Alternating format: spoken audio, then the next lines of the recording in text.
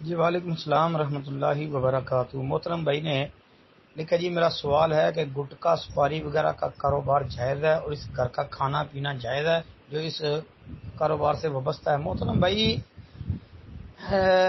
یہ گٹکا سپاری اگر تو اس سے یعنی نشے والی چیزیں ہیں یہ تو پھر تو اس کا کام کرنا یہ جائز اور درست نہیں ہے جی، کیونکہ یہ نشہ آور چیز فروخت کرنا، نشہ آور چیز ہر نشہ آور چیز کو شریعت نے ناجائز قرار دیا، حرام قرار دیا ہے، تو حرام کاروبار کرنا یہ کیسے جائز ہو سکتا ہے؟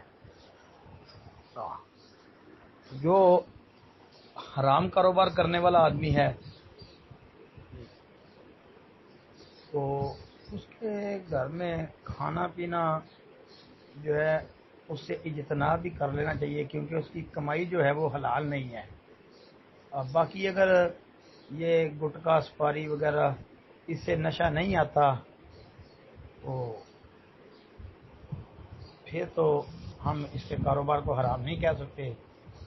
باقی گٹکا سپاری وغیرہ کے بارے میں مجھے اتنی زیادہ معلومات تو نہیں ہے، اس لیے میں نے یہ دونوں باتیں عرض کر دی ہیں۔ السلام علیکم ورحمۃ اللہ وبرکاتہ۔